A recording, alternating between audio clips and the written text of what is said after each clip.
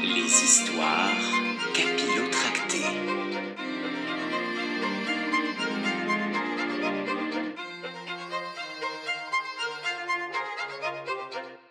Vous avez entendu, Majesté? Pugmambo n'a pas seulement prévu de vous kidnapper, il veut anéantir le roi, votre père, et son royaume. Et dans le royaume, il y a nous et plein d'autres gens, ça craint, précise Pedro. Oh, quand je pense que je vais avoir 18 ans ici, dans cette maudite tour, et tonton qui devait me préparer une fête magnifique, se plaint Inès, déconfite. Ah, quelle horreur! C'est dégoûtant et visqueux, ces serpents! Bah se plaint de son côté Pedro. Bah, ce ne sont que quelques reptiles, Pedro. Pas de quoi en faire un drame, tempère Amaury. Ben oui, c'est plutôt sympa, les reptiles. Après tout, j'en suis un. Ajoute Igmar. Le visage du chevalier s'illumine. Mais oui, bien sûr. Tu es un reptile, tu parles donc leur langage? Évidemment, quelle question? Oh, s'il te plaît, Igmar, demande-leur de nous libérer. Vite! Oh là là là là, ah bah non, ça mettrait Pugmambo encore plus en colère. C'est une mauvaise idée. Mais tu l'as entendu, il veut détruire le royaume et il utilise pour ça tes parents, qui pensent que c'est le roi qui t'a capturé. Libère-moi, Igmar, et je te ramènerai à tes parents. J'en fais le serment, tout le monde sera gagnant.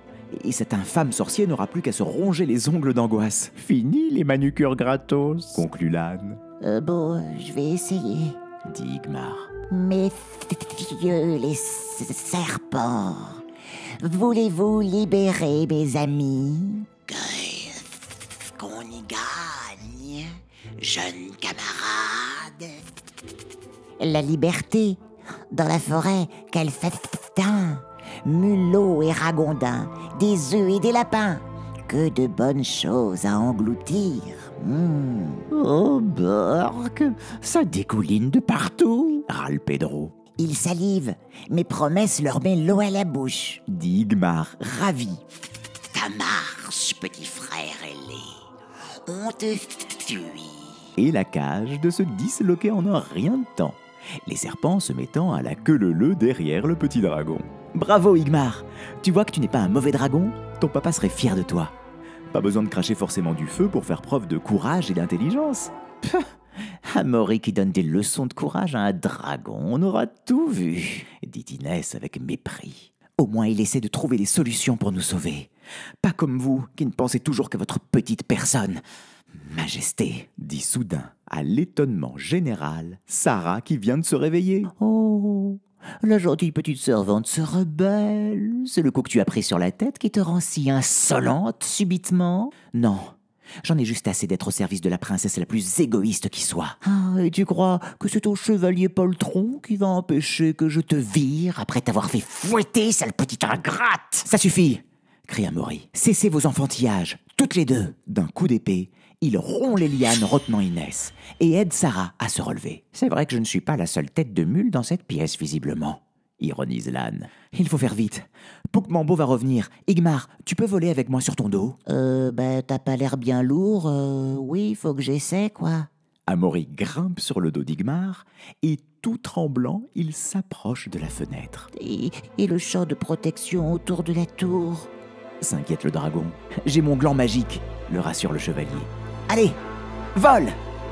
Et Igmar se jette dans le vide. Oh, mais le petit dragon n'arrive pas à voler. Il est en chute libre et tous deux vont s'écraser quelques 70 étages plus bas. Pedro, Inès et Sarah suivent ce spectacle horrifiés à la fenêtre.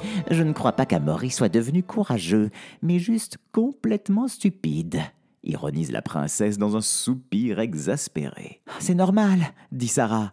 Le petit dragon est alourdi par tous ces serpents. En effet, tous les reptiles se sont accrochés au dragon pour rejoindre la forêt, comme promis. Du coup, ça pèse son petit poids, tout ça. Allez, Igmar, tu peux y arriver, concentre-toi, hurle Amaury au dragonnet. Et à quelques mètres seulement du sol, Igmar parvient dans un terrible effort à déployer majestueusement ses ailes. Oui, il vole avec Amaury brandissant son épée victorieusement. Ils volent tous deux, avec tous les reptiles pendouillant sous le dragon, direction le royaume d'à côté, chez Boulgour II de Rapière. Au même moment, au château du frère de Boulgour II, je veux bien sûr parler, Elliot, de l'illustre Frodoric IV de Bouvière, l'inquiétude est à son comble.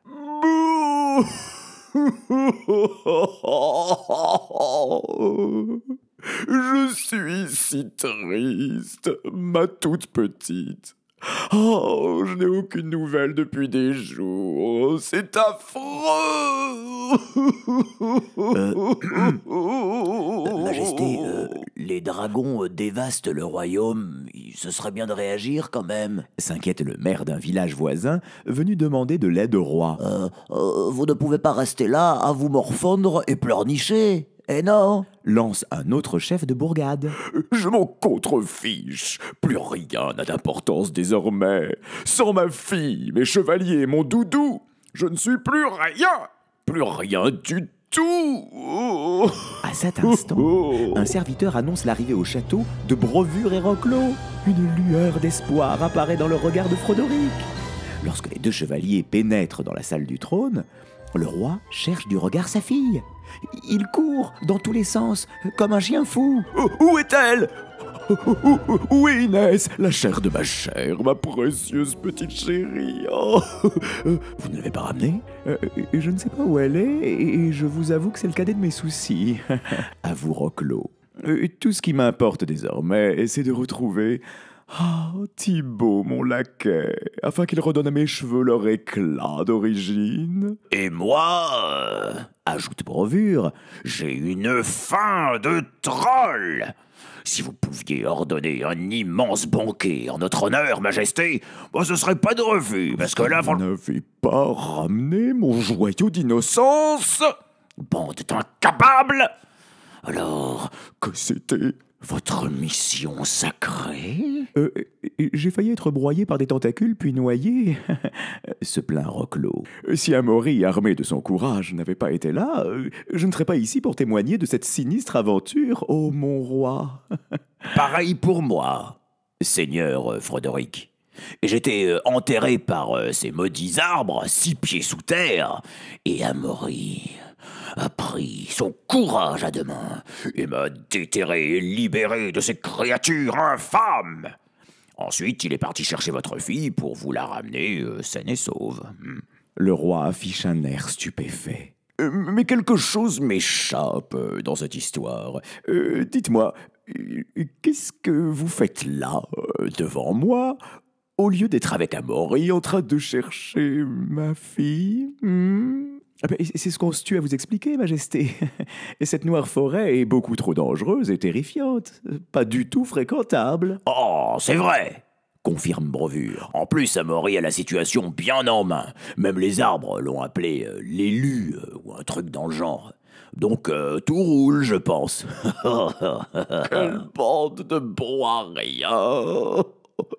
Qu'ai-je donc fait pour mériter ça? Le sort de ma fille, entre les mains du plus mauvais chevalier des 16 royaumes. 14, Majesté, précise Roclo. Le plus nul, le plus peureux, le plus lâche, le plus... Taisez-vous, ordonne Brovure, qui bave soudainement de rage. Et un petit peu de faim aussi. Rappelons qu'il n'a toujours pas mangé, le pauvre homme. Tout souverain que vous êtes, je ne vous laisserai pas dire du mal d'Amaury. C'est vrai, il nous a quand même sauvés d'une mort certaine. C'est un héros. Un vrai héros. Et un cœur pur, ajoute Brovure. C'est les arbres qui l'ont dit, ça aussi, je n'invente rien. Bon, ne nous énervons pas. Je suis un peu surpris, voilà tout. Tempère le roi. Amaury a bien caché son jeu, je dois le reconnaître. Soudain, le clairon du guet en haut de la plus haute tour retentit, annonçant certainement un terrible danger, Elliot. Qu'est-ce que ça peut bien être? Je ne sais pas, mais il y a des chances que ça soit Amaury et Igmar. Ou alors peut-être que les dragons ont craché du feu sur le royaume du Frodoric. Quand tu parles des dragons, tu veux parler des parents d'Igmar, c'est ça? Exactement. Oui, surtout qu'il me semble qu'Igmar et Amaury allaient plutôt voir Boulgour, le frère de Frodoric, dans le royaume qui était plus près de la tour d'ivoire noire de Poukmambo. Suspense. Qui ça peut bien être aux portes du château? Eh bien, oui! Ce sont les dragons, Elliot, les parents d'Igmar. Les dragons! Les dragons, ils sont aux portes du château! Hurle un sujet. Nous sommes tous perdus! Tous aux abris! Les femmes et les enfants d'abord! Crie un autre sujet. Nous voulons parler au roi. Beugle de sa voix terrifiante la maman dragon. Tous les regards convergent vers le souverain.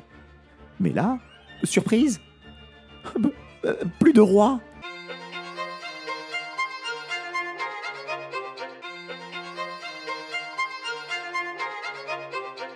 Les histoires capillotractées.